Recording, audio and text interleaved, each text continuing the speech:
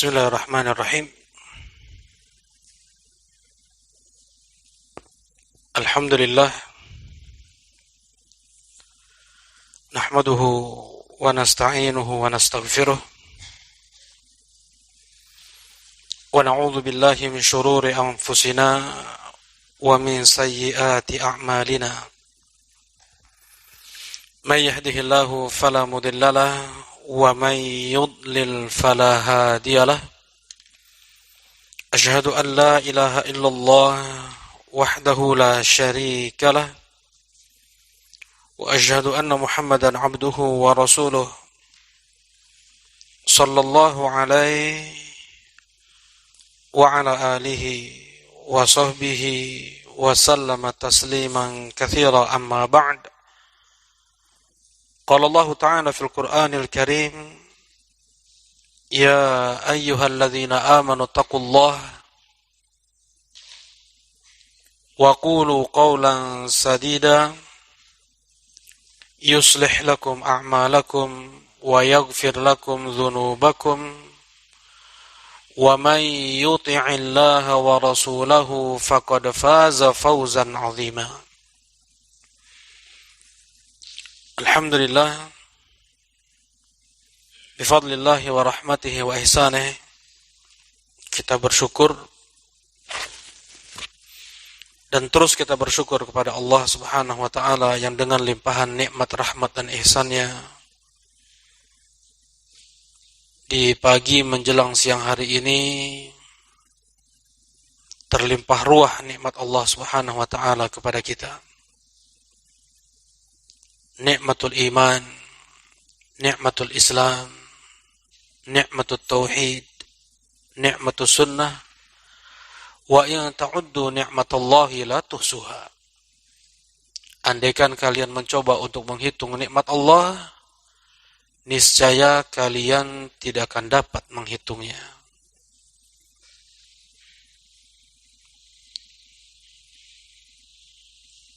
Dan semua nikmat tersebut dituntut oleh Allah untuk disyukuri. La in syakartum la azidannakum wala in kafartum inna adzabi lasyadid.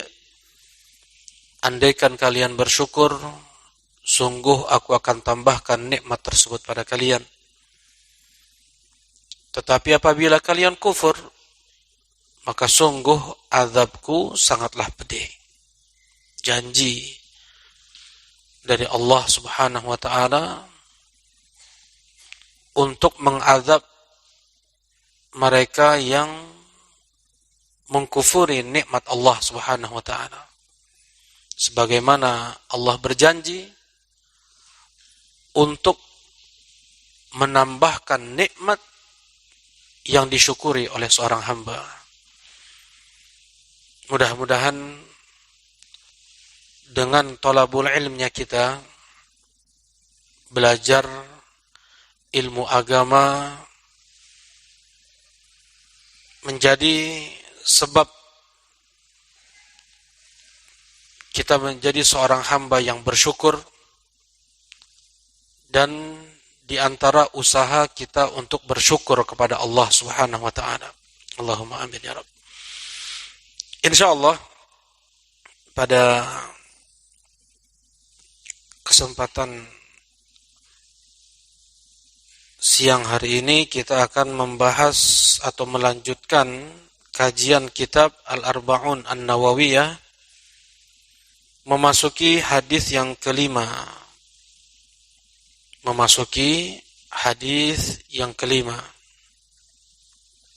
Al-Munkarat wal Bid'ah. Perkara-perkara yang mungkar dan perkara yang itu bid'ah. An Ummil Mu'minin Ummi Abdillah Aisyah radhiyallahu ta'ala anha qalat. Ummul Mukminin, semua istri-istri Nabi, mereka adalah ibu bagi kaum mukminin. Sebagaimana firman Allah Subhanahu wa ta'ala, wa azwajuhu ummahatuhum, dan istri-istri mereka dan istri-istri Nabi adalah ibu bagi kaum mukminin. Ya, istri-istri Nabi ibu bagi kaum mukminin. Nah, siapa yang bisa menyebutkan istri-istri Nabi? Kalau tidak salah pekan lalu ya. Nah, silakan Pak. Khadijah, Aisyah, Saudah, Zainab, ada dua. Zainab binti Jahsh. Nah, Ummu Salamah, Ummu Habibah. Masya Allah. Ayo lanjut.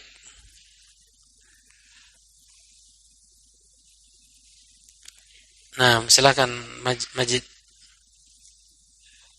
Boleh. Khadijah, Saudah, Aisyah, Hafsah, Zainab binti Khuzaimah, Ummu Salamah, Zainab binti Jahsh, Juwairiyah, Ummu Habibah, Sofiyah binti Huyai, Maimunah binti Al-Harith. Masya Allah. Jazakumullah khairan. Nah, ini diingat. Kalau kita sudah hafal semua nama istri Nabi, kemudian kita bisa mencintai mereka sama dengan kita mencintai ibu kita yang melahirkan kita, barulah setelah itu kita bisa mengamalkan ayat wa azwajuhu ummahatuhum. Dan istri-istri Nabi adalah ibu bagi kaum mukminin. Kalau belum hafal nama istri-istri Nabi dan belum dia bisa mencintai istri-istri Nabi sebagaimana dia mencintai ibu kandung dia sendiri, dia belum bisa mengamalkan ayat. Dan Al-Quran diturunkan untuk diamalkan, bukan hanya untuk dibaca, bukan hanya untuk ditadabburi, untuk diamalkan. Ya, inilah yang dikatakan oleh Al-Hafidh Ibnu Hajar dalam kitab Fathul Bari. Makna Ummul Mukminin ada dua, Iman. Yang pertama, makna Ummul Mukminin ada dua. Yang pertama, makna ibu bagi kaum mukminin itu ada dua.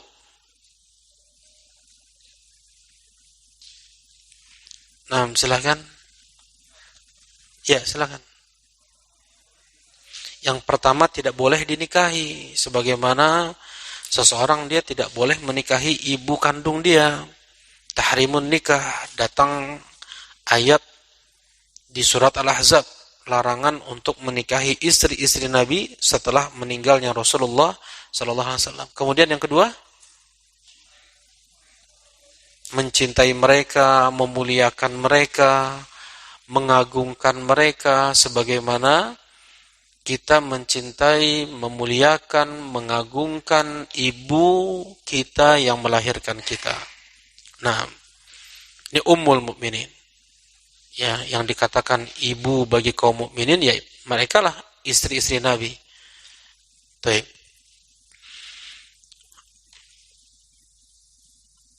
Nah, pernah Abu Musa Al-Asy'ari mau menanyakan tentang terkait dengan janabah, ya, tentang junub kepada Aisyah.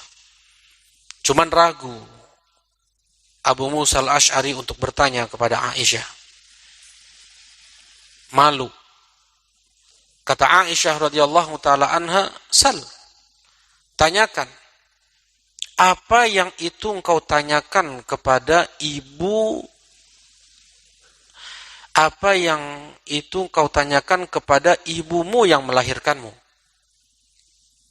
Di Sahih Muslim Aisyah mengatakan demikian. Tanyakan kepadaku apa yang engkau mau tanyakan itu kepada ibumu yang melahirkanmu. Maksudnya di sini apa? Aisyah radhiyallahu taala anha menafsirkan ayat di surat Al-Ahzab, wa azwajuhu ummahatuhum, bahwasanya kedudukan beliau Aisyah istri Nabi sama dengan ibu kaum mukminin yang melahirkan mereka. Jelasin insyaallah ya. Nah. An ummil mukminin Ummi Abdillah Aisyah radhiyallahu taala anha. Kalau Ummul Mukminin itu julukan, bukan kunyah Aisyah. Kalau kunyah Aisyah adalah Ummu Abdillah. Ya. Kunyah adalah nama yang dimulai dengan Abu atau Ummu. Biasanya dipakai nama anak laki-laki pertama. Nama anak laki-laki pertama. Misalnya anak pertamanya perempuan, anak keduanya perempuan, anak ketiganya perempuan, anak keempatnya baru laki-laki. Nah, anak yang keempat ini dia berkunyah. Ya. Bahkan sebelum punya anak. Sebelum punya anak, dia sudah mempersiapkan kunyahnya. Aisyah radhiyallahu taala anha, beliau tidak punya putra. Beliau tidak punya anak. Ya. Beliau berkunyah Ummu Abdillah. Bahkan anak kita ya yang masih berumur 5 tahun, 7 tahun sudah boleh punya kunyah. Sudah boleh punya kunyah. Ya. Dan ini bentuk penghormatan. Kita misalnya mau manggil anak kita untuk menyanjungnya. Kan kadang anak berprestasi atau dia melakukan sesuatu yang kita bangga, kita bersyukur terhadap anak kita. Kita panggil dia bukan dengan namanya, tapi sebut kunyahnya, panggil kunyahnya. Ketika sedih anak tersebut, kita panggil kunyahnya. Ini membuat dia bangkit, membuat dia tambah sayang, tambah cinta kepada orang tuanya. Seperti adik Anas bin Malik yang baru berumur 4 tahun punya burung peliharaan, mati, setelah dipelihara mati. Nah, jadi kalau ada punya peliharaan kucing, burung, ikan, ya, kalau sudah baik dalam pemeliharaannya, dalam perawatannya, mati tidak dosa dia. Tapi kalau seandainya dia tidak kasih makan, dia tidak kasih minum, mati, bisa menjadi sebab dia masuk ke dalam neraka. Ya, seperti itu dalam Islam. Nah, hadis seorang wanita Bani Israel yang mengurung kucingnya, kata Rasulullah SAW, dia tidak kasih makan, dia tidak kasih minum, tidak juga dilepaskan untuk mencari makanan sendiri, sampai mati, dia di neraka. Dia rajin sholat nih, wanita ini. Rajin sholat, rajin puasa, rajin sedekah. Tapi dia berbuat zulm, kezaliman kepada binatang. Dan itu menyebabkan dia masuk ke dalam neraka. Nah, apabila sudah baik dalam perawatan, mati seperti adik Anas bin Malik ini, sedih. Adik Anas bin Malik ini oleh Rasulullah SAW dihibur, ya Aba Umair, ma fa'alan Nughair. Wahai Abu Umair, apa yang terjadi pada Nughair? Rasulullah SAW mencoba untuk menghilangkan kesedihan Abu Umair. Anak umur 4 tahun dikasih punya kunyah namanya Abu Umair. Ada namanya. Cuma Rasulullah panggil dengan kunyahnya. Baru umur 4 tahun. Ya Aba Umair, wahai Aba Umair, apa yang terjadi pada Nughair? Ya, Rasulullah SAW mencoba untuk menghibur Abu Umair, diantaranya dengan menyebut kunyahnya. Ya, jadi nggak mesti kunyah itu baru punya kalau sudah punya anak. Ya, enggak. Ya, sejak anak masih kecil, boleh orang tuanya untuk memberi kunyah kepada anaknya. Nah, Nah, Aisyah radhiyallahu taala anha, ya terkadang memang betul kunyah itu nggak mesti harus dengan nama anak. Ya. Seperti Abu Bakar As-Siddiq radhiyallahu taala anhu yang nama beliau Abdullah bin Utsman, beliau tidak punya anak yang bernama Bakar. Umar bin Khattab, siapa kunyah beliau? Iman? Umar? Kunyah Umar bin Khattab. Abu Hafs. Abu Hafs. Umar tidak punya putra yang bernama Hafs. Boleh berkunyah dengan bukan nama anak. Ya, misalnya Rasulullah sallallahu alaihi wasallam menyebut Ali bin Abi Thalib dengan apa? Abu Turab. Abu Turab, ya ayahnya tanah. Rasulullah sallallahu alaihi wasallam pun mencoba untuk menghibur Ali bin Abi Thalib pada saat itu. Jadi intinya boleh berkunyah dengan mungkin nama yang apa dia sukai. Ya, apa yang dia sukai. Dia suka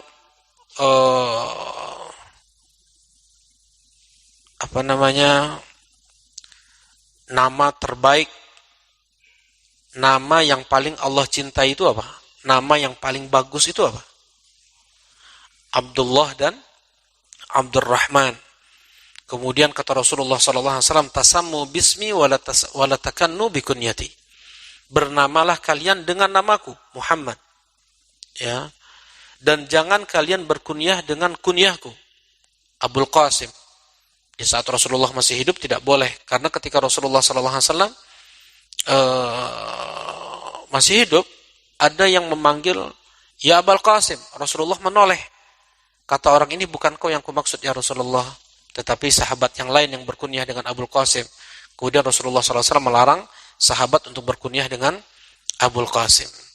Dan ada di antara cucu Nabi SAW yang berkunyah dengan Abul Qasim sama dengan kunyah Rasulullah SAW. Jadi larangan berkunyah dengan Abul Qasim ketika Rasulullah SAW masih hidup. Banyak ulama-ulama besar mereka berkunyah dengan Abul Qasim, seperti kunyahnya Rasulullah SAW, seperti Abul Qasim As-Sabti. Beliau ulama di daerah Maghrib, daerah negeri barat. Kalau negeri barat itu dalam sejarah Islam, sejarah barat maksudnya adalah dari perbatasan Mesir, Libya, dari Libya, Tunisia, Jazair, Maroko, Mauritania, itu dikatakan apa? Barat. Itu dikatakan barat. Nah, negeri barbar. Dulu yang menguasai itu suku asli barbar. Ini bukan barbar Norwegia ya. Bukan barbar Norwegia, tapi barbar yang ada di Afrika. Barbar Afrika. Nah, daerah Libya. Dari Libya, Tunisia, Jazair, Maroko, Mauritania sampai ke bawah itu negeri barbar. Barbar Afrika. Ya, Mesir masuk Afrika. Ada yang putihnya lebih putih dari kertas orangnya nih, kulitnya nih. Ada yang hitamnya lebih dari arang. Kulit orang-orang barbar. Nah, jadi tidak semua orang barbar itu hitam. Barbar ya, suku barbar. Yang menaklukkan barbar siapa dulu? Zubair ibn Awam. Yang menaklukkan barbar ya sampai menjadi negeri kaum muslimin adalah Zubair ibn Awam. Kemudian dilanjutkan dengan putra beliau Abdullah ibn Zubair. Nah, kemudian nama yang bagus juga Harith. Kemudian Hammam, itu nama-nama yang bagus yang Rasulullah SAW anjurkan. Ummu Abdillah, ada juga riwayat Aisyah pernah keguguran dan dinamakan bayi tersebut, janin tersebut dengan Abdullah, tapi itu dhaif. Kemudian datang juga riwayat Aisyah berkunyah dengan Ummu Abdillah untuk nama keponakan beliau, keponakan dari Aisyah, Abdullah ibn Zubair. Ya, Abdullah bin Zubair ini keponakan siapa? Aisyah. Ya, Asma bint Abi Bakar As-Siddiq radhiyallahu taala anha, ibu dari Abdullah bin Zubair, istri dari Zubair bin Awam. Ya, karena beliau sangat sayang kepada Abdullah ibn Zubair. Ya, Abdullah bin Zubair ini adalah anak laki-laki, anak atau bayi pertama yang lahir setelah hijrah. Ya, bayi yang pertama kali lahir setelah Rasulullah SAW hijrah ke Madinah. Itu Abdullah ibn Zubair. Nah, tapi sebagian menghukumi hadis ini dhaif, sebagian menghasankannya. Tapi tadi sudah disampaikan, nggak mesti seseorang itu berkunyah dengan nama anaknya. Ya. Baik. An Ummil Mukminin Ummi Abdillah Aisyah radhiyallahu taala anha. Aisyah adalah manusia yang paling dicintai oleh Nabi sallallahu alaihi wasallam secara mutlak.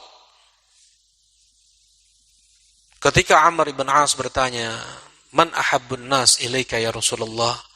Siapa manusia yang paling kau cintai ya Rasulullah? Kata Rasulullah sallallahu alaihi wasallam, Aisyah.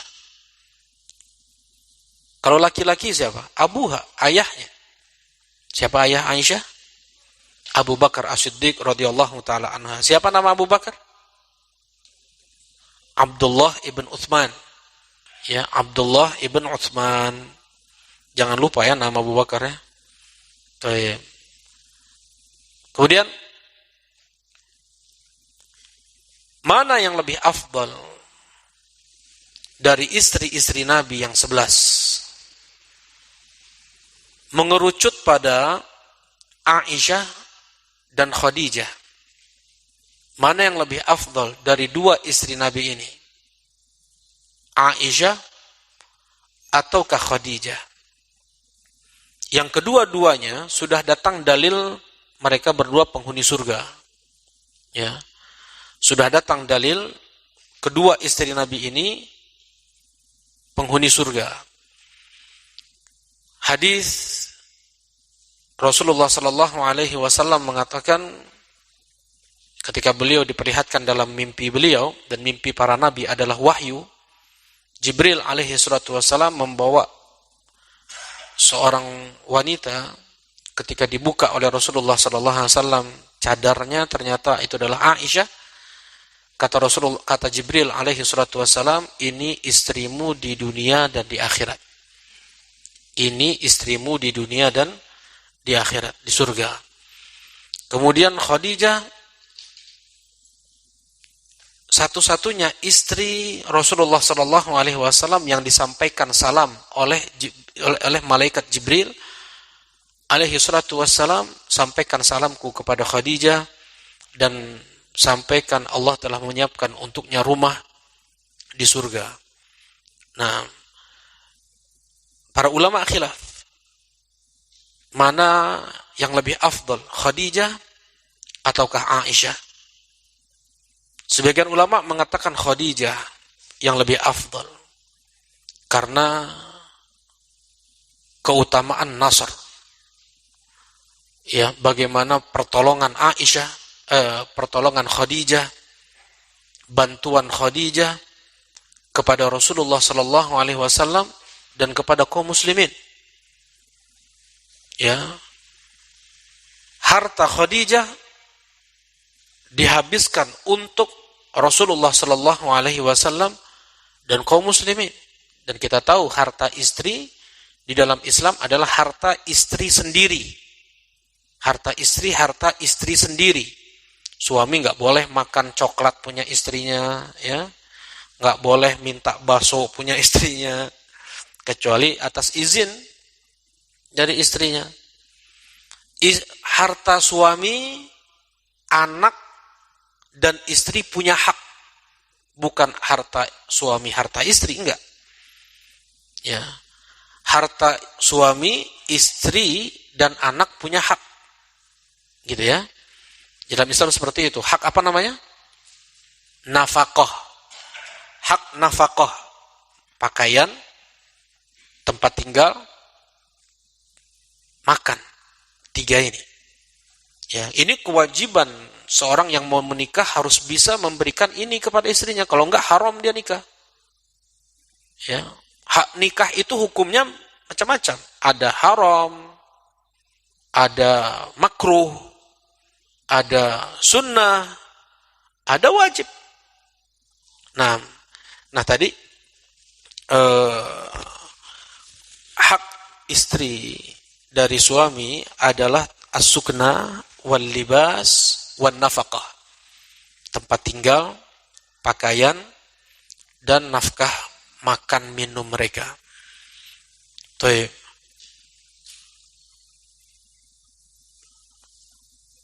Nah, kata Hindun, istri dari Abu Sufyan, Sakhar ibn Harb. Ya Rasulullah, inna Abu Sufyan rajulun syahih.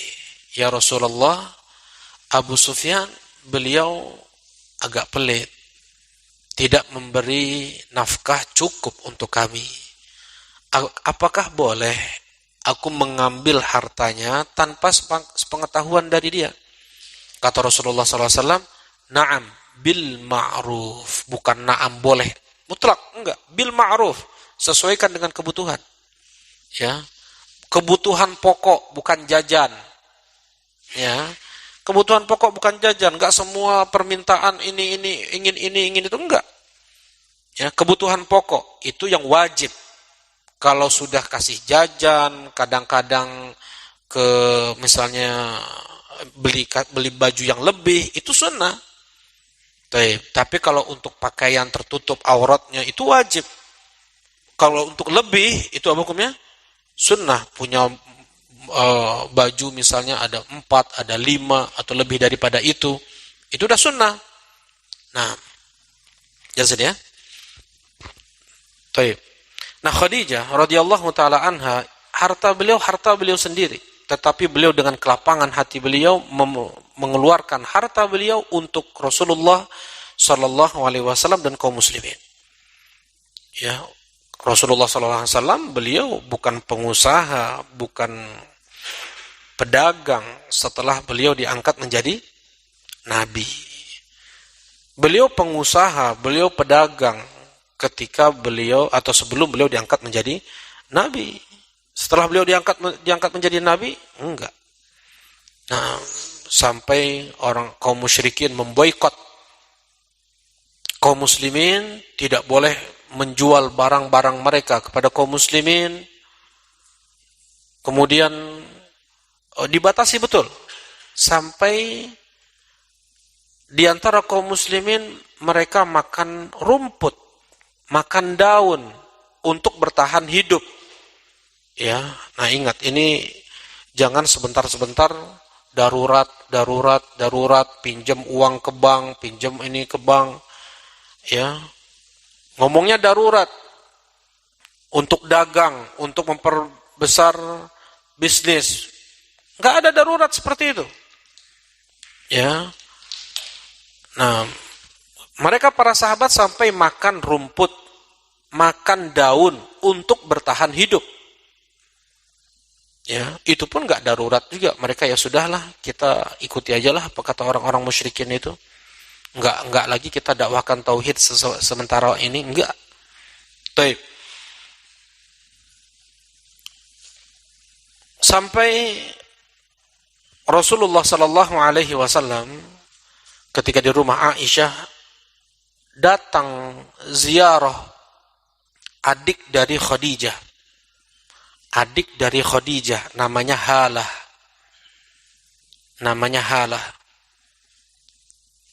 Ketika masuk ke rumah Rasulullah SAW, Rasulullah sedang tiduran. Halah mengucapkan salam, Assalamualaikum. Terkejut Rasulullah SAW.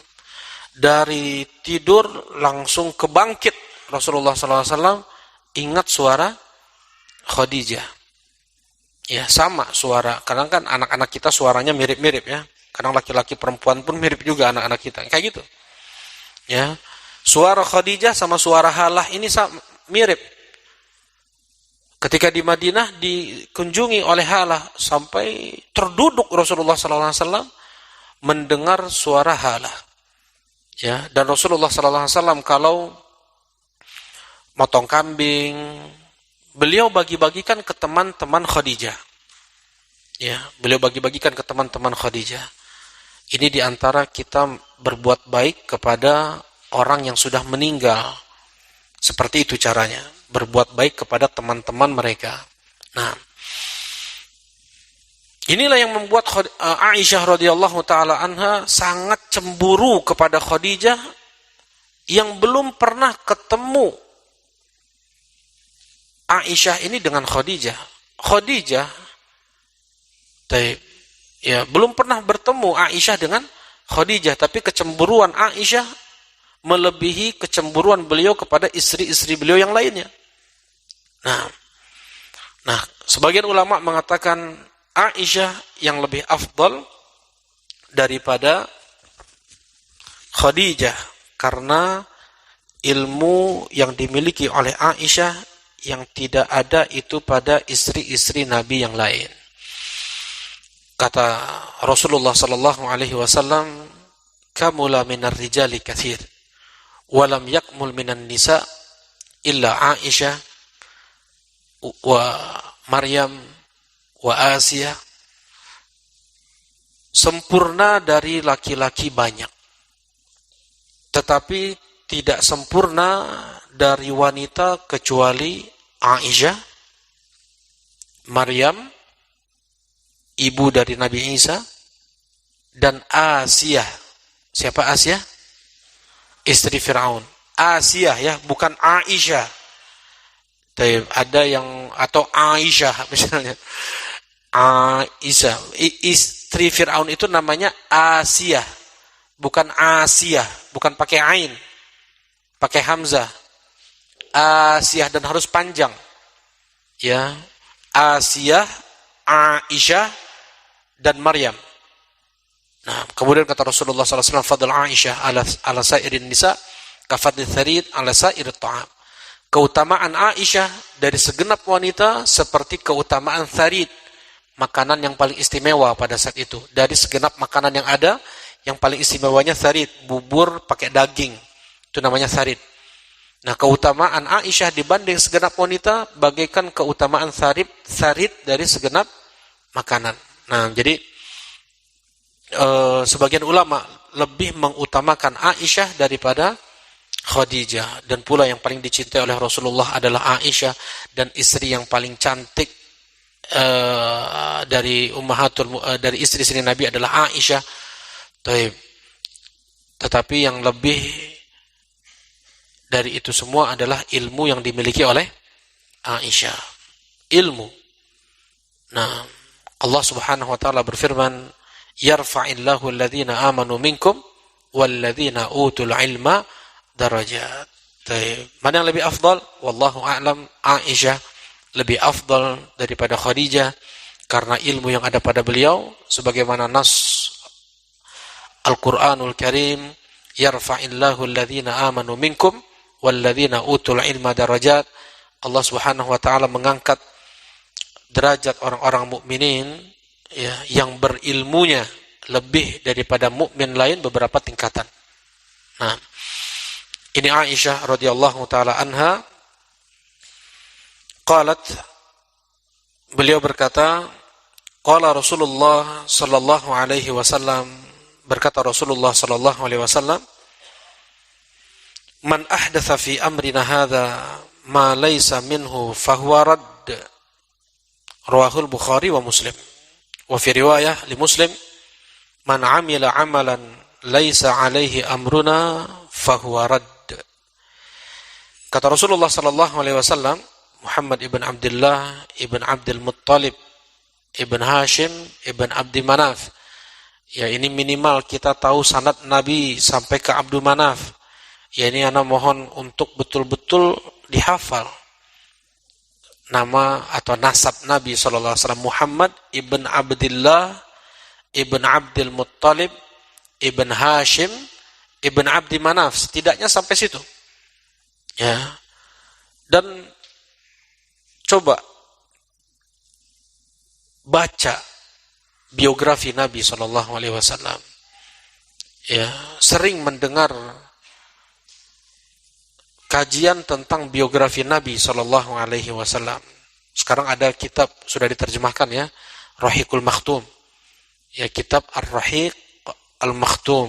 Itu tidak terlalu lebar, tidak terlalu panjang, tidak terlalu ringkas, ya, sedang. Dan ini kitab terbaik oleh pemerintah Arab Saudi, dibuat sayembara pada saat itu.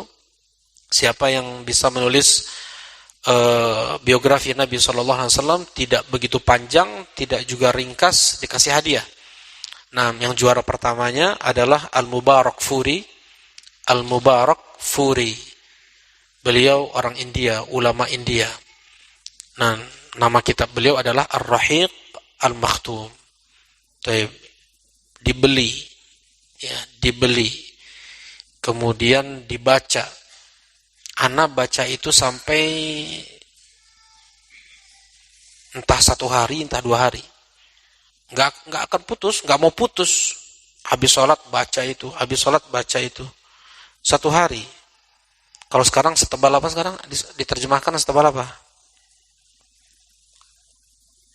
Diterjemahkan segini. Ya, segini. Segini. Segini ya. Nah, segini. Tebalnya segini.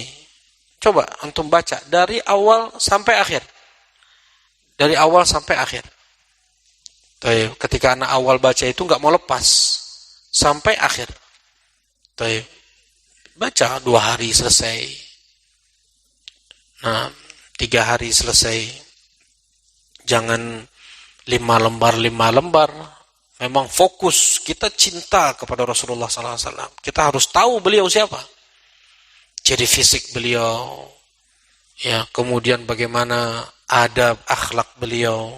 Nah, Rasulullah sallallahu alaihi wasallam berkata, "Man ahdatsa fi amrina hadza ma laysa minhu fahuwa rad."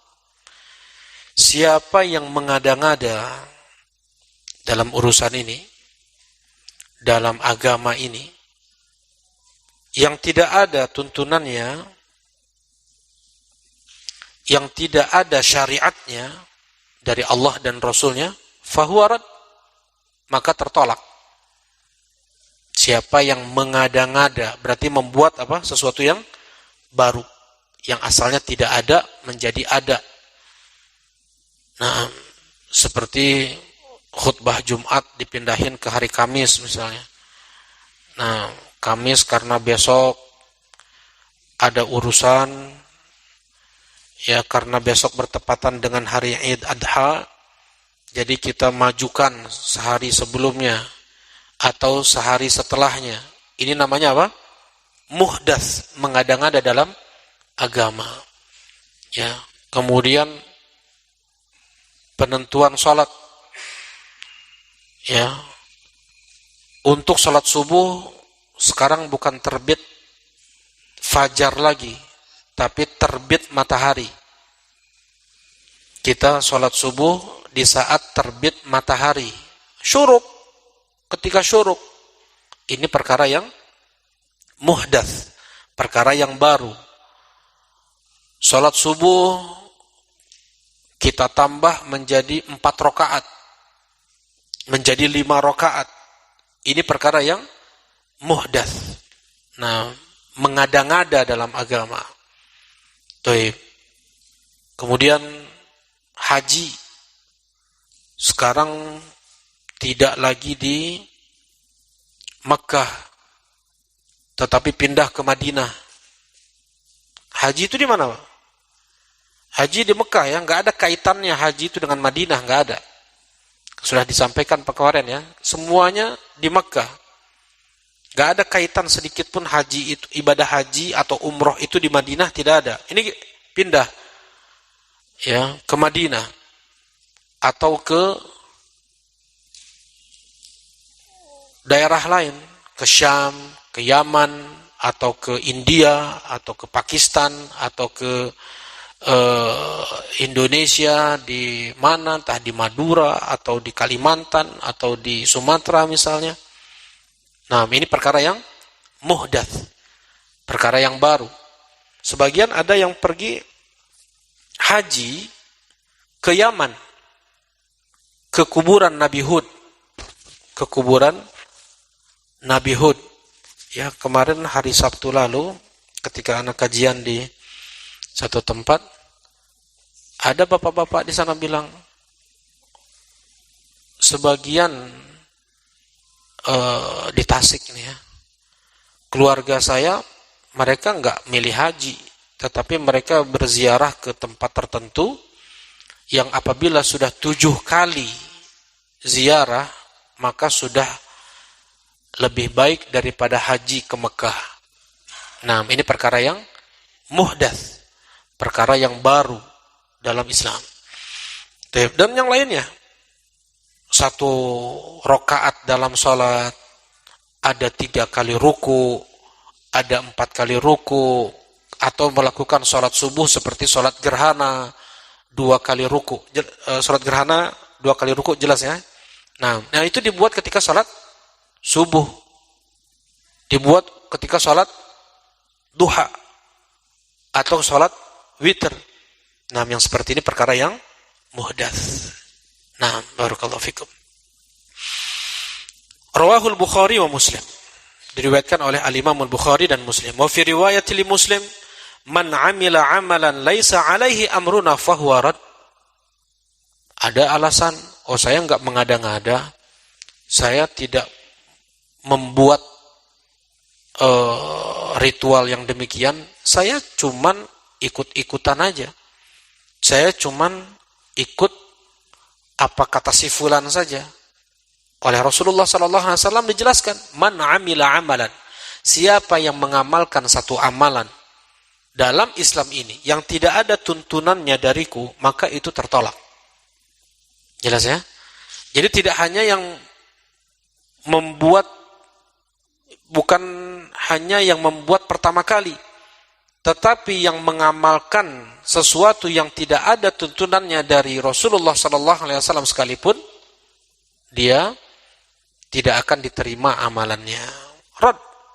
Terkadang berpuluh juta dia keluarkan untuk melakukan ibadah tersebut. Seperti tadi kalau pergi ke Yaman, ke kuburan Nabi Hud. Katanya ke kuburan Nabi Hud di situ, wallahu a'lam benar ya. Nah, berapa puluh juta yang harus dia keluarkan untuk ke Yaman. Ya, kemudian untuk melakukan tawaf di kuburan Nabi Hud, tinggal di sana berapa lama? Berpuluh juta. Rad, semua itu tertolak, enggak diterima sedikit pun oleh Allah Subhanahu wa taala. Ya. Seseorang yang dia memberi minum seekor anjing yang kehausan saja bisa menjadi sebab dia masuk surga, diterima oleh Allah Subhanahu wa taala. Kata Rasulullah SAW, ittaqun nar walau bisyiqqi tamrah. Jauhilah oleh kalian api neraka walaupun dengan setengah butir kurma. Setengah butir kurma. Ya. Menjadi sebab seseorang bisa terjauh dari api neraka. Ini berpuluh juta dia keluarkan. Berpuluh juta dia keluarkan untuk melakukan ibadah yang ternyata Allah tidak terima sama sekali. Allah tolak. Kadang sampai sakit. Dia sampai, ada yang berjalan kaki. Gak mampu. Dari sisi biaya, dia berjalan kaki ke daerah-daerah tersebut, ke negeri-negeri tersebut, untuk dia bisa beribadah, melakukan ritual. Nah, Allah tolak. Sekalipun dia sakit, sekalipun sampai hilang sebagian indranya, Allah Subhanahu wa taala tidak terima. Baik. Man 'amila 'amalan laisa 'alaihi amruna fahuwa rad. Ya. Siapa yang mengamalkan satu amalan yang tidak ada tuntunannya dariku, maka itu tertolak. Karena yang menjadi penghubung antara kita dengan Allah, siapa itu? Rasulullah SAW. Kita tidak tahu apa yang Allah inginkan kepada kita, kecuali dari perantara Rasulullah sallallahu alaihi wasallam. Dan Rasulullah sallallahu alaihi wasallam pun beliau mendapatkan wahyu dari Allah di antaranya dengan perantara Jibril alaihi salatu wassalam. Ya memang ada beberapa yang langsung Rasulullah sallallahu alaihi wasallam mendapatkan syariat tersebut dari Allah. Seperti apa itu? Langsung Allah berbicara kepada Nabi Muhammad tanpa perantara Jibril. Salat 5 waktu. Ketika Rasulullah sallallahu alaihi wasallam mi'raj ke Sidratil Muntaha. Nah, Allah tidak mewakilkan penyampaian syariat ini kepada Jibril, langsung Allah Subhanahu wa taala menyampaikan sendiri syariat ini kepada Rasulullah sallallahu alaihi wasallam. Nah, sekarang kita tidak tahu. Awal saja salat 5 waktu itu turun 3 tahun sebelum Rasulullah sallallahu alaihi wasallam hijrah ke Madinah. Mi'raj itu 3 tahun sebelum Rasulullah sallallahu alaihi wasallam hijrah ke Madinah. Semua salat 5 waktu itu 2 rakaat semuanya. Subuh, zuhur, asar, maghrib, isya, semuanya 2 rakaat. Ya, semuanya 2 rakaat. Dan kiblatnya kemana? Kiblatnya ketika di Makkah, Ka'bah dan Baitul Maqdis. Ka'bah dan Baitul Maqdis, menjadikan Ka'bah antara orang yang salat dengan Baitul Maqdis, jadi sejajar dengan Baitul Maqdis. Itu kiblat di Makkah. Rasulullah sallallahu alaihi wasallam hijrah ke Madinah 16 bulan, 17 bulan. Kaum muslimin salat di Madinah pun kiblat masih ke Baitul Maqdis. Berarti membelakangi Ka'bah. Membelakangi Ka'bah dan menghadap Baitul Maqdis. Rasulullah sallallahu alaihi wasallam berdoa meminta kepada Allah untuk hadapkan kiblat itu ke Ka'bah, bukan ke Baitul Maqdis. Enggak langsung dikabulkan oleh Allah Subhanahu wa taala sampai turun ayat qad nara taqalluba wajhika fis sama. Falanuwalliyannaka qiblatan tardaha fawalli wajhaka syatral masjidil haram. Di surat Al-Baqarah. Kami telah lihat bagaimana engkau mengangkat wajahmu ke langit, ya Rasulullah. Ya, sekarang kami arahkan kiblat ke arah yang engkau ridhoi. Fawalli wajhaka syatral masjidil haram, arahkan kiblatmu ke Masjidil Haram. Nah, setelah turun ayat itu, barulah pindah ke Masjidil Haram. Dan ketika Rasulullah SAW ke Madinah, baru turun syariat.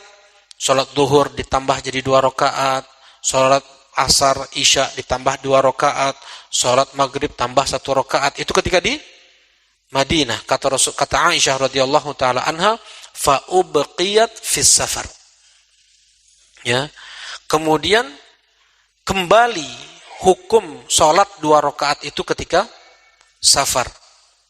Ya, zuhur, asar, isya kembali ke hukum asal pertama turun salat. Jadi 2 rakaat kecuali hanya maghrib.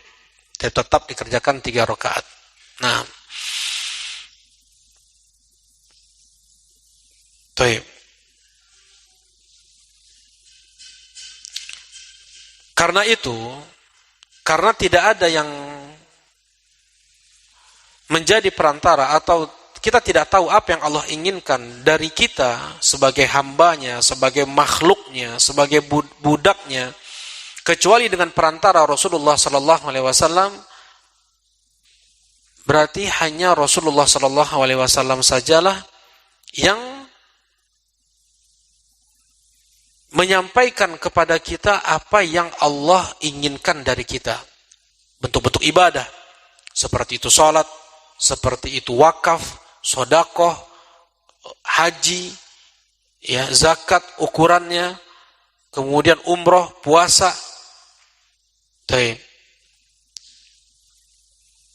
Dan itu bukan ijtihad dari Nabi. Islam ini bukan ijtihad dari Rasulullah sallallahu alaihi wasallam. Semua ibadah adalah Allah Subhanahu wa taala yang menentukannya. Rasulullah sallallahu alaihi wasallam hanya menyampaikan, ma 'alaika illal balag. Tidak ada kewajiban atasmu ya Muhammad kecuali hanya menyampaikan. Tadi kalau misalnya Rasulullah mau berijtihad atau sesuai dengan keinginan beliau, beliau sudah langsung menghadapkan kiblat ke Masjidil Haram tanpa harus meminta izin dulu kepada Allah, tanpa harus turun ayat dulu dari Allah. Dan ketika datang permasalahan, ya Rasulullah, aku melihat istriku selingkuh dengan orang lain, apa yang harus aku lakukan? Rasulullah tidak menjawab dengan ijtihad beliau, belum ada wahyu yang turun kepada beliau. Ya, ini sebagai ujian untuk Rasulullah SAW, ujian untuk sahabat tersebut yang menunggu hukum dari Allah Subhanahu Wa Taala. Allah bisa saja langsung mewahyukan kepada Nabi SAW. Pada saat itu Allah mampu, ya, tetapi ujian ditunda sekian hari, ya, ditunda sekian hari, baru turun wahyu kepada Rasulullah SAW tentang hukum seorang suami yang melihat istrinya selingkuh. Nah, sebagaimana Allah Subhanahu Wa Taala langsung memberi wahyu kepada Rasulullah SAW ketika beliau ditanya tentang 3 hal yang tidak diketahui kecuali hanya oleh 1 atau 2 pendeta di dunia ini, atau dia itu nabi, kan gitu. Ya, sebelumnya Rasulullah nggak tahu apa jawaban dari 3 pertanyaan tersebut. Di mana manusia ketika Allah mengganti bumi dengan bumi yang lain, apa makanan pertama ahli surga, kemudian bagaimana bisa terjadi anak laki-laki, gimana terjadinya, kalau anak perempuan bagaimana terjadinya, nggak tahu. Sebelum ditanyakan oleh Rasulullah, sebelum ditanyakan kepada Rasulullah SAW tidak tahu jawaban ini semua. Spontan, selesai pertanyaan, wahyu langsung turun, Rasulullah langsung bisa menjawab. Nah, jadi apa? Syariat ini Allah yang membuatnya, bukan ijtihad dari Nabi Muhammad sallallahu alaihi wasallam. Ya, baik. Dan makna Muhammadur Rasulullah adalah menjadikan Rasulullah sallallahu alaihi wasallam satu-satunya yang kita ikuti dalam cara ibadah. Ya, ada 4 makna Muhammadur Rasulullah. Membenarkan apapun yang disampaikan oleh beliau, menjalankan apapun yang diperintahkan oleh beliau, menjauhi apapun yang dilarang oleh beliau.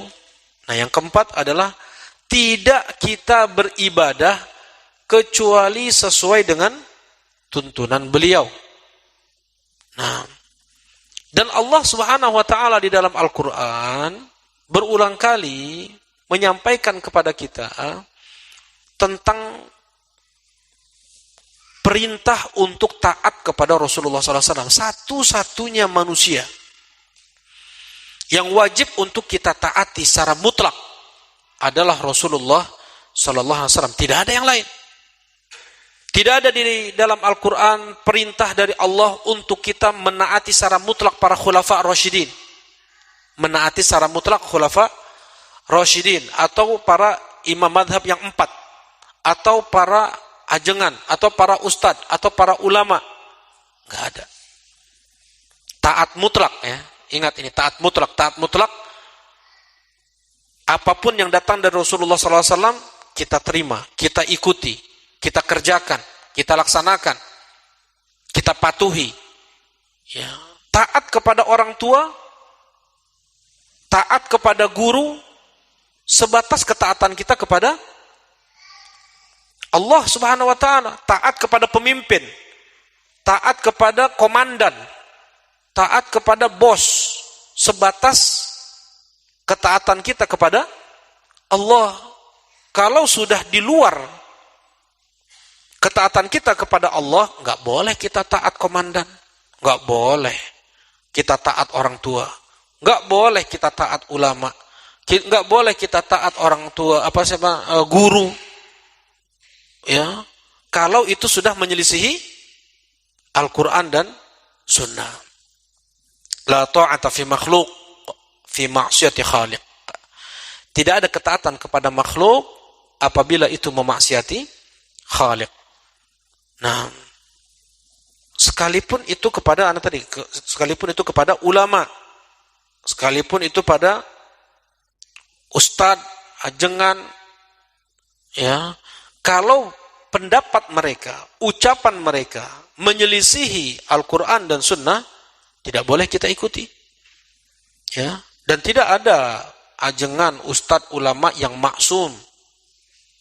Yang maksum tidak ada. Mereka ada kelirunya dalam berfatwa. Mudah-mudahan mereka tetap dapat satu pahala karena mereka keliru dalam berijtihad. Kalau mereka benar, mereka dapat 2 pahala. Kalau kita tahu jelas keliru yang mereka sampaikan, nggak boleh kita ikuti. Kalau kita ikuti, kita bukan dapat 1 pahala, kita dapat dosa karena kita mengikuti kesalahan. Sedangkan ulama tersebut mereka mendapatkan berapa? 1 pahala karena mereka berijtihad. Ya. Nah, seperti misalnya sebagian ulama Malikiyah membolehkan makan kucing. Kucing dimakan. Ya, maksudnya hadis Nabi SAW tidak boleh makan yang bertaring dari sibak, ya, dari hewan. Toib. Ya, ada saja jawaban mereka. Ini kan bukan hewan buas. Bukan hewan buas. Nah, jelas fatwa mereka keliru, salah, tidak boleh kita ikuti. Ya, nggak boleh makan kucing. Nah, Al-Imam Syafi'i rahimahullah ta'ala, beliau mengatakan boleh bapak zina menikahi anak zinanya. Bapak zina ini seorang laki-laki perempuan berzina. Lahir anak perempuan. Lahir anak perempuan. Bapak zina ini boleh menikahi anak perempuannya. Ini pendapat Imam Syafi'i rahimahullah ta'ala. Ini keliru. Ya. Betul secara syariat pendapat jumhur ulama itu bukan anaknya. Menurut hukum syariat, ya, anak zina itu tidak ada kaitan apapun dengan bapak zinanya. Bapak zina ini tidak boleh menikahi, tidak boleh menikahkan, tidak boleh menjadi wali nikah untuk anak zinanya. Tidak ada kewajiban untuk memberi nafkah untuk anak zinanya. Kalau anak zinanya ini mati, tidak dapat warisan bapaknya. Demikian pula sebaliknya, kalau bapak zinanya ini mati, dia tidak si anak zina ini tidak mendapatkan warisan dari bapaknya. Dan tidak ada sebutan nasab kepada bapak zinanya ini. Ini jumhurul ulama. Ya, jumhurul ulama. Mau itu Abu Hanifah, mau itu Malik bin Anas, mau itu apalagi Imam Syafi'i. Sampai Imam Syafi'i saking saking yakinnya beliau tidak ada kaitan antara bapak zina dengan anak zina, maka bapak zina boleh menikahi anak zinanya. Jelas ini? Tapi tetap itu keliru, itu ada hubungan, tetap itu ada hubungan darah, bapak biologisnya. Ya, tetap itu tidak boleh. Nah ini jadi tidak boleh kita mengikuti ulama, komandan, pemimpin, orang tua, guru, kalau itu menyelisihi Allah dan Rasulnya. Ya, seperti komandan nih, komandan perang. Rasulullah SAW mengutus prajurit dengan komandannya. Tiba-tiba prajurit ini bikin kesal komandannya. Kata komandan, bikin api unggun yang besar. Bikin api yang besar. Sudah dibikin, sekarang masuk kalian satu-satu. Bunuh diri kalian satu-satu. Masuk ke dalam api tersebut. Ini perintah dari komandan. Apa kata para sahabat Nabi yang mereka mengerti agama? Ya. Oh, ini udah maksiat yang disuruhnya nih. Maksiat yang disuruh bunuh diri. Apa kata Rasulullah SAW? Man qatala nafsahu bi syai'in udhiba bihi yaumal qiyamah. Siapa yang membunuh dirinya dengan sesuatu, dengan itu dia diazab di hari kiamat. Ya. Bunuh diri hukumnya dosa besar di dalam Islam. Akhirnya tidak mau para prajurit ini untuk menaati perintah komandannya. Sampai ke Madinah, dilaporkan komandannya ke Rasulullah SAW. Ya Rasulullah, komandan kami nyuruh kami kayak gitu. Dan kami tahu hukumnya. Kami nggak mau. Apa kata Rasulullah SAW? Kalau kalian ikuti apa kata komandan kalian, masuk ke dalam api, kalian tidak akan keluar lagi selamanya. Kekal abadi sudah kalian di api. Nah, bukan kekal abadi artinya tidak akan keluar dari neraka ya. Tetapi akan tinggal dalam jangka waktu yang sangat lama. Kata Rasulullah SAW, man qatala nafsahu bihadidatin fahadidatuhu fi yadihi ya fi nari jahannam khalidan mukhalladan fiha abada. Siapa yang membunuh dirinya dengan besi, maka besi tersebut ada di tangannya, dia tusuk-tusukan ke perutnya di neraka jahanam, khalidan, kekal, mukhalladan, kekal, abada, abadi. Man syaraba summan qatala biha nafsah. Siapa yang minum racun untuk bunuh diri, fahuwa yatahassahu biha fi nari jahannam khalidan mukhalladan fiha abada. Maka dia berada di neraka, dia akan merasakan sakit perihnya racun tersebut di neraka jahanam, khalidan, kekal, mukhalladan, kekal, abada, selama-lamanya. Man taradda min jabal, siapa yang dia menjatuhkan dirinya dari gunung, dari jurang, dari tebing, qatala biha nafsah, dia bunuh dirinya, bunuh diri, fahuwa yataradda fi nari jahannam, maka dia terus akan terguling-guling di neraka jahanam ya, dari permukaan neraka sampai ke bawah itu 70 tahun. Ya, fahuwa yataraddahu biha fi nari jahannam khalidan mukhalladan fiha abada. Itu kata Rasulullah SAW. Tetapi kalau dia muslim, bukan artinya dia kekal abadi di neraka. Kalau masih ada iman, Allah akan selamatkan juga dia dari neraka. Ya, tetapi ini semua memang kehendak Allah Subhanahu wa taala ya. Jadi maksud dari khalidan mukhalladan fiha abada adalah al-mukth at-tawil, bisa lama tinggal di neraka. Ya, tinggal dalam jangka waktu yang sangat lama di neraka. Dia enggak mendapatkan syafaat dari Rasulullah SAW, atau dari para siddiqun, atau dari para syuhada, atau dari para solihun, atau dari para malaikat-malaikat yang lain. Nah, jadi tidak ada perintah dari Allah Subhanahu wa taala untuk kita mengikuti mazhab tertentu, untuk mengikuti kelompok tertentu, untuk mengikuti partai tertentu, untuk mengikuti imam tertentu, syekh tertentu, ustadz tertentu. Enggak.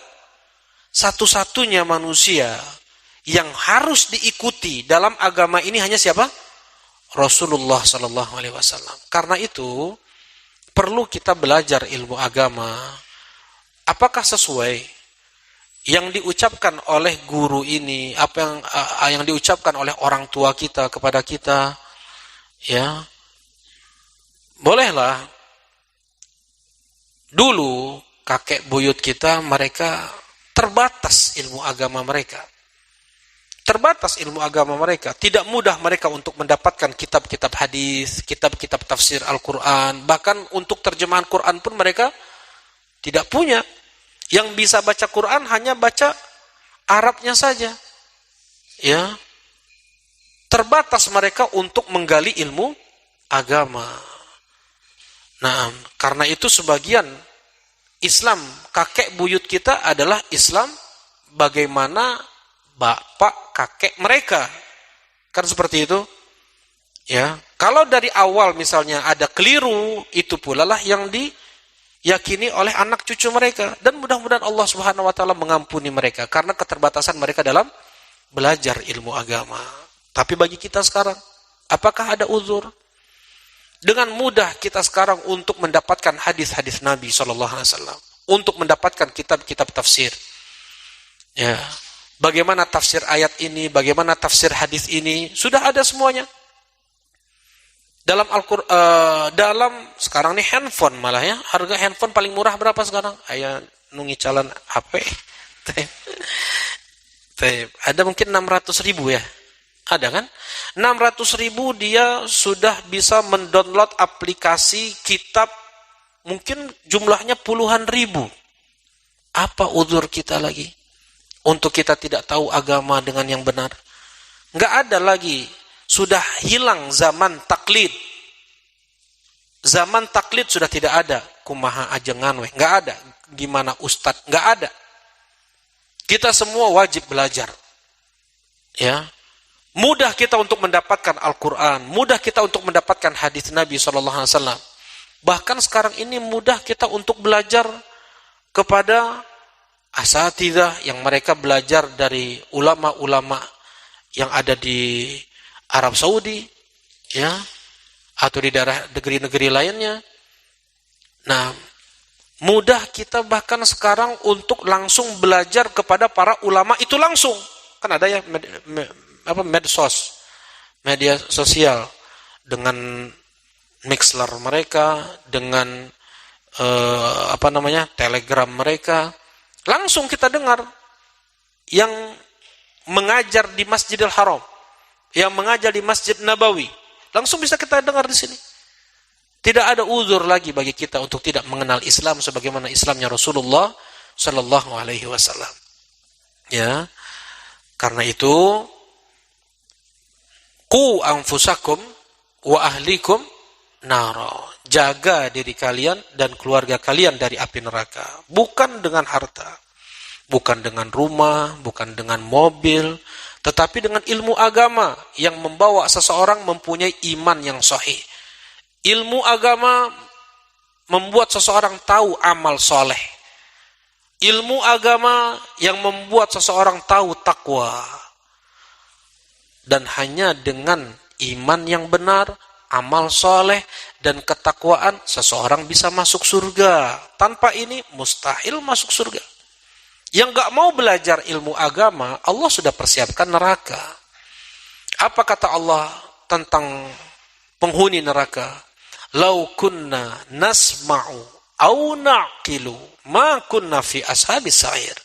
Andaikan kami dulu mau mendengar, andaikan kami dulu mau berpikir, kami tidak akan menjadi penghuni neraka.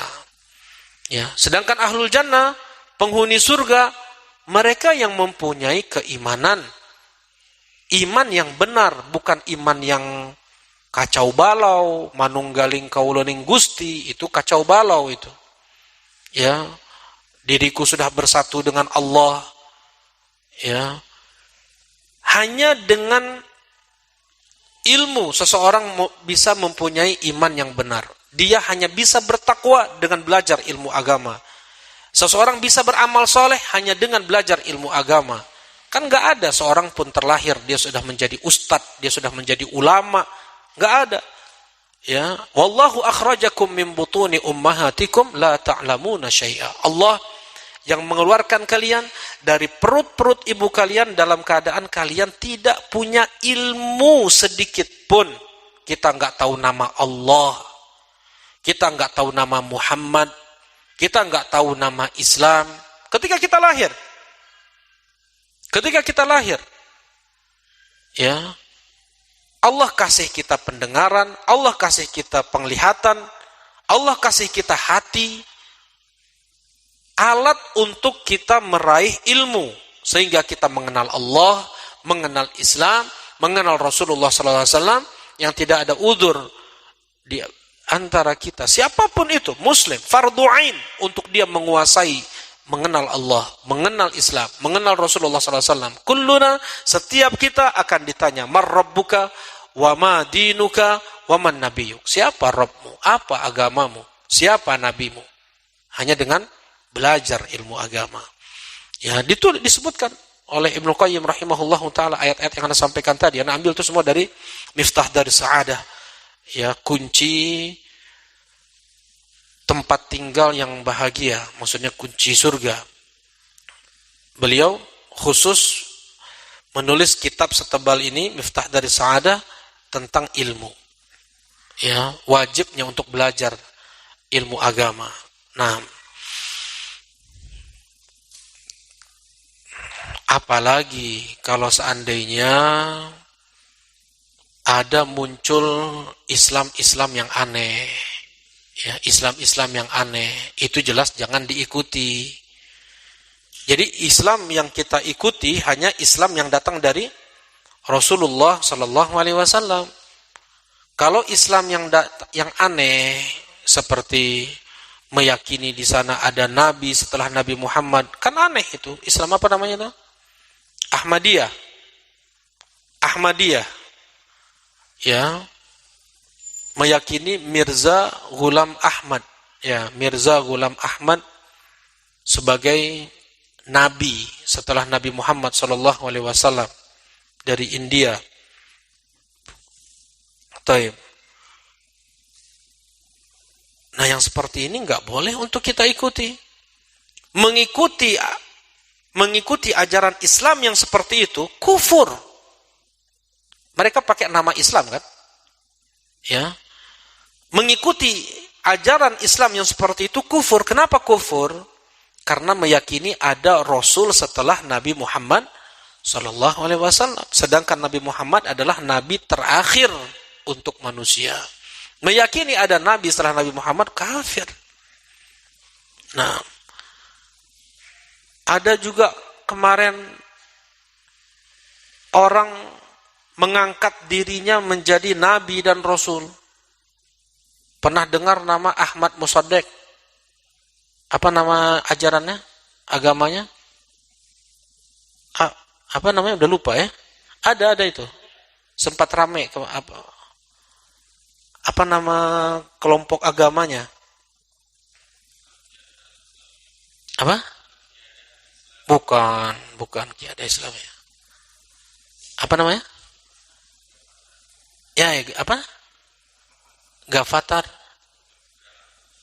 Ya itu. Ya itu dia. Nah, dia dulu waktu tahun 98 dia masih belum punya pengikut banyak. Nah, dulu sampai anak ikut ke pengadilannya. Dia mengangkat dirinya menjadi nabi.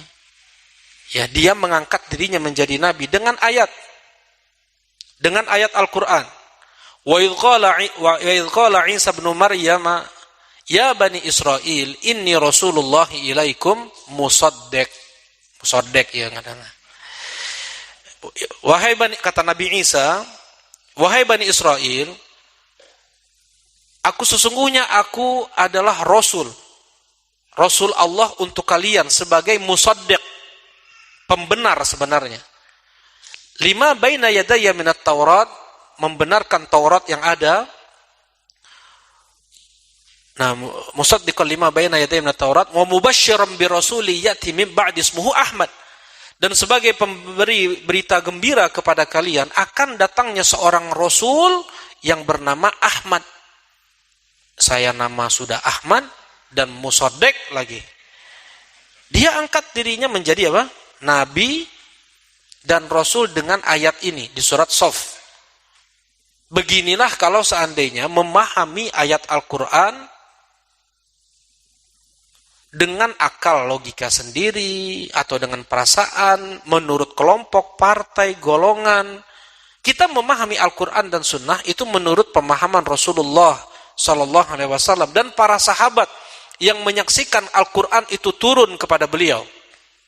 Bukan ke orang-orang sekarang nih. ISIS. Misalnya, kelompok menyimpang. ISIS, Khawarij. Mereka pakai dalil enggak? Pakai dalil mereka mengatakan itu. Membunuh saudaranya Muslim. Pakai dalil. Ya. Hadis mereka pakai la yahilu dam amri muslim illa bi ihda thalath, tidak halal darah seorang muslim kecuali salah satu di antara yang tiga. Athayyibu zanin, orang yang sudah menikah dia berzina, maka dia dibunuh nih, dirajam. Yang kedua adalah an-nafs bin nafs, jiwa dengan jiwa. Yang ketiga at-tariku lidinihi al-mufariqu lil jamaah. Orang yang meninggalkan agamanya, yang meninggalkan jamaah, dan jamaah hanya kami. Mereka bilang jamaah hanya kami, ISIS. Di Indonesia macam-macam. Ya, orang yang berpemikiran khawarij mengkafirkan pemerintah muslim itu banyak. KW berapa, macam-macam. Ya, di Bandung, di Jawa Barat, di Jawa Tengah, di Jawa Timur, di Sulawesi, di Aceh, di mana ada pos-posnya, ada bagian-bagiannya. Ada presidennya, ada gubernurnya, ada bupatinya, ada wali kotanya, ada lurahnya.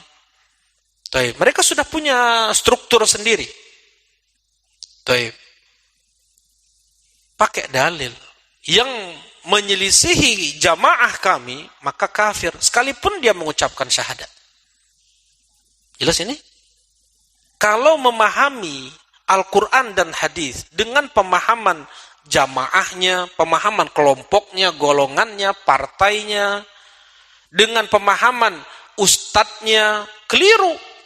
Jadinya seperti ini, berpecah-pecah kaum muslimin. Kemudian orang yang bom bunuh diri nih, ada dulu di Bali, di hotel ini, apa dalil yang mereka pakai? Waqtuluhum haitsu sakiftumuhum. Dalam surat Al-Baqarah, bunuhlah mereka dimanapun kalian dapati mereka. Ini firman Allah. Ini firman Allah. Kalau dipahami ayat ini sesuai dengan pemahaman jamaah, sesuai dengan pemahaman kelompok, golongan, partai, ustadz, kiai, ajengan, ulama, siapapun itu akan seperti ini jadinya. Orang kafir itu dalam Islam terbagi menjadi 4. Ada kafir dhimmi. Orang kafir dhimmi. Mereka tinggal di negeri kaum muslimin dengan membayar pajak. Yang kedua kafir musta'man. Orang kafir yang masuk ke negeri Islam dengan dijamin keamanannya. Dijamin keamanannya. Ya, seperti duta atau utusan Musailamah Al-Kadzab. Musailamah Al-Kadzab mengirim utusan ke Rasulullah SAW. Bilang, ya Muhammad, Musailamah minta bagian kenabian. Kayak kue, kayak bala-bala. Ya Muhammad, Musailamah minta bagian kenabian. Steng-steng atau kata Rasulullah SAW, andaikan dia minta ranting ini dariku, aku nggak akan kasih.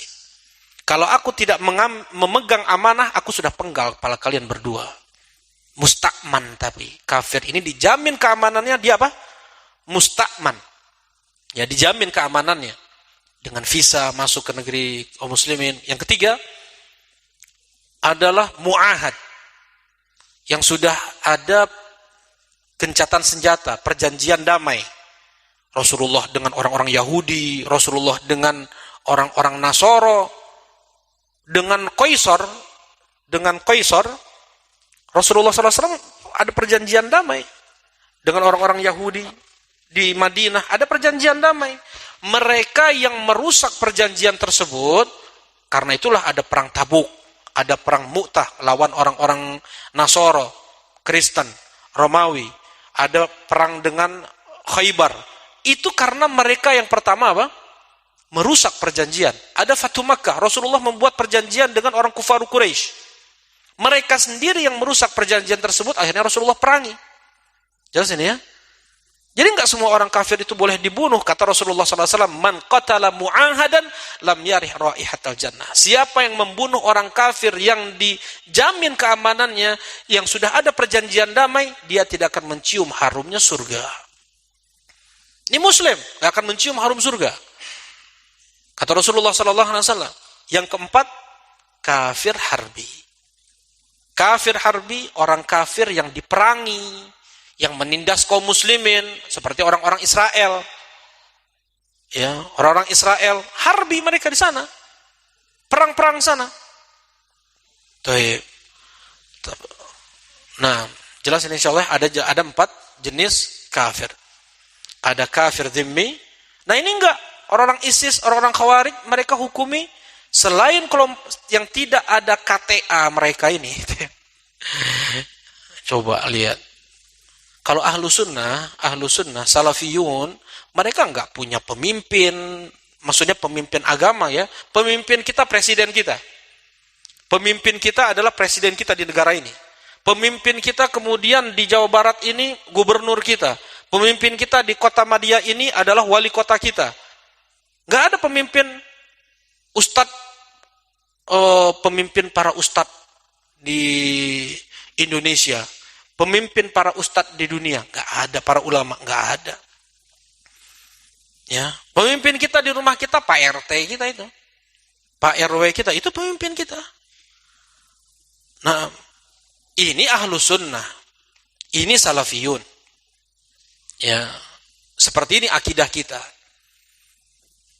Sekalipun ya walhamdulillah ya, ini perlu syukur. Pemerintah kita luar biasa. Bisa kita sekarang taklim di sini. Jangan harap bisa seperti ini di Malaysia, apalagi Brunei. Jangan harap. Jangan bilang Brunei lebih baik dari Indonesia, Malaysia lebih baik dari Indonesia, Jazair lebih baik dari Indonesia, Tunis lebih baik dari Indonesia. Mana mereka? Teman-teman anak, oh luar biasa mereka itu. Orang Jazair, orang Tunis, Al-Quran udah kayak air. Kayak kita baca Al-Fatihah. Al-Quran sudah seperti Al-Fatihah. Ngapain sekarang jadi kurir ekspedisi JNE kayak gitu? Gak ada. Gak bisa ngajar. Gak bisa khutbah Jumat. Kalau mereka, luar biasa ilmu mereka. Gak bisa untuk Malaysia buat kayak gini. Mana ada. Nah, yang pulang dari Arab Saudi, di Madinah, dari Universitas Islam Madinah, kemudian pulang ke Malaysia, bisa kemudian khutbah seperti itu. Di masjid-masjid. Di Malaysia. Di Brunei. Di Jazair. Jangan harap. Syekh besar di Jazair namanya Syekh Ali Firkus. Baru bisa mengajar itu ketika beliau menjadi dosen di salah satu universitas. Baru bisa ngajar. Selebihnya enggak. Ketika pemerintah menghalau Syekh Muhammad Said Ruslan, hafizahullah ta'ala di Mesir. Syekh, antum nggak boleh ngajar. Sami'na wa ta'na. Saya nggak ngajar. Dilarang ngajar, nggak ngajar. Baik. Nah, ketika datang izin lagi, baru ngajar lagi. Baik. Alhamdulillah.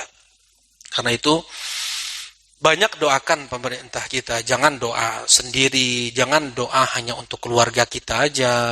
Doakan pemerintah. Waffiq walata umurina. Allahumma waffiq walata umurina.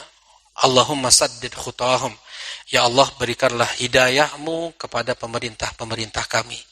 Ya Allah, tunjukkan jalan yang tepat dalam mereka mengendalikan pemerintahan.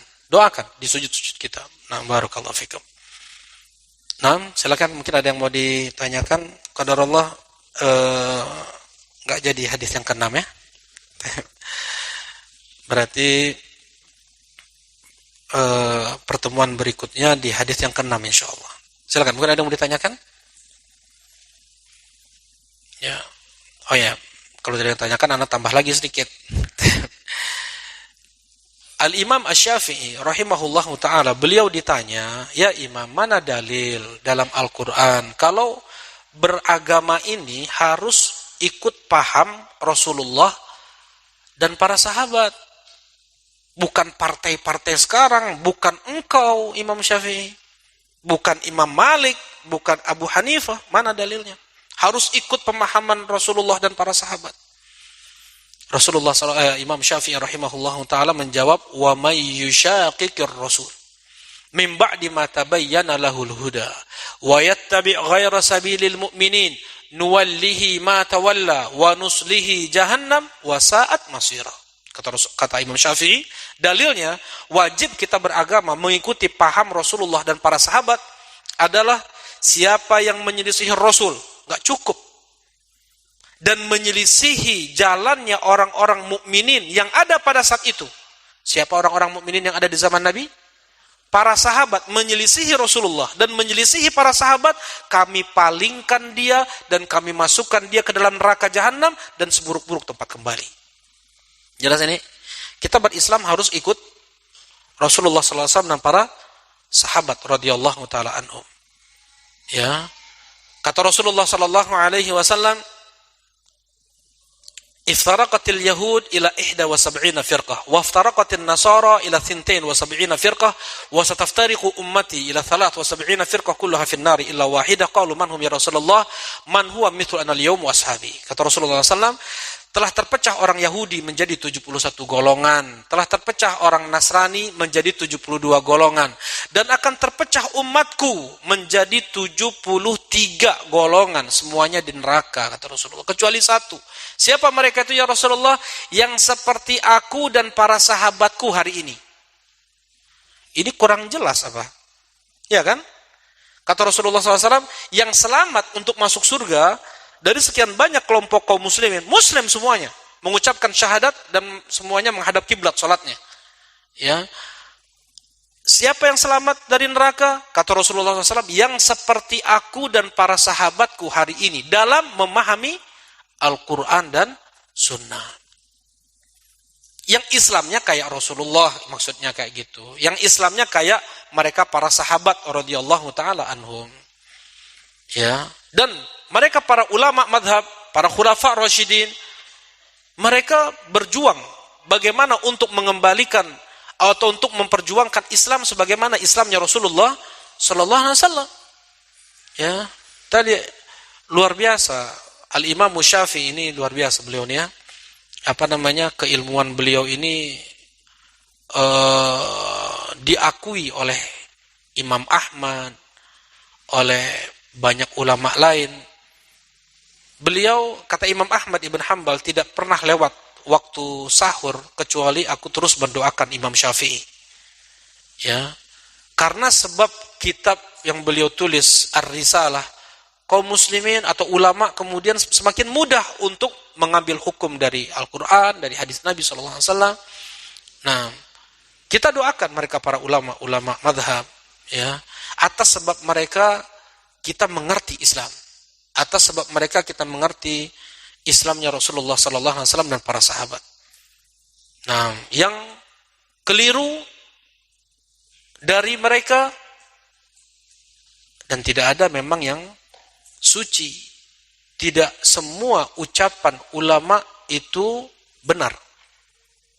Sebagaimana yang dikatakan oleh Imam Az-Zahabi rahimahullahu taala, andaikan kita buka bab kesalahan para ulama, kesalahan para ustadz gitu ya, akan dapat semuanya. Akan ada semuanya. Ya. Karena itulah tidak semua ucapan dan perbuatan mereka kita ikuti. Ini kata Imam Az-Zahabi, beliau mazhabnya Syafi'i. Dan setinggi apapun tingkat keilmuan, ketakwaan mereka para ulama tidak akan sampai tingkatan Nabi yang kita ikuti secara mutlak. Jelas ini ya? Baik. Nah, yang kelirunya tidak boleh kita ikuti. Kalau kita ikuti, kita terkena dosa. Mazhab Abi Hanifah membolehkan minum nabidh. Nabidh bukan nabidh yang boleh ya. Nabidh itu kurma campur air, diamin aja. Dulu bikin jus caranya seperti itu, jus kurma. Dulu caranya seperti itu. Kurma masukin dalam air. Dibiarkan pagi siang minum, pagi sore diminum. Ini lupa dia taruh di mana, mungkin anaknya bisa ngambil minum terus ditaruh di atas lemari, di atas atap rumah, lupa diambil. Setelah 3 hari seminggu baru ingat, sudah berbuih, sudah nyegak, diminum, mabok kan? Ya, jadi mudah minum bikin khamr. Mudah bikin. Ini bukan ngajarin bikin khamr ini ya. Maksudnya apa? Nabidh yang cuma 3 hari, kalau nggak sampai 2 hari itu sudah bikin apa? Sudah haram. Nah itu boleh bagi mazhab Abi Hanifah. Keliru jelas. Ma'askaro kathiruhu faqaliluhu haram. Apa-apa yang bisa memabukkan andaikan dikonsumsi banyak, setetesnya pun haram, nggak boleh kita minum. Ya, udah temabok ya mah, segelas macam. Kalau 3 gelas, tak karena mabok. Nah, nggak boleh, setetesnya nggak boleh. Jelas ini insyaallah. Taib. Nah ini kesalahan, kekeliruan kalau bermadhab fanatik sama madhab seperti itu. Ya, kita akui mereka semua imam madhab adalah ulama-ulama sunnah. Mereka berjuang untuk menghidupkan Islam Rasulullah sallallahu alaihi wasallam. Baik. Kata Rasulullah sallallahu alaihi wasallam, "Taraktukum 'alal bayda lailuha kanahariha la yazighu anha illa halik." Aku tinggalkan kalian itu di atas terang benderang, malamnya bagaikan siangnya. Tidaklah seseorang tergelincir dalam agama ini kecuali dia binasa. Ya, enggak boleh ikut-ikutan dalam beragama. Harus tahu mana dalilnya, mana hujjahnya. Ya. Baik. Barakallahu fikum. Mungkin ini subhanakallahumma rabbana wa bihamdika asyhadu an la ilaha illa anta astaghfiruka wa atubu ilaik. Assalamualaikum warahmatullahi wabarakatuh.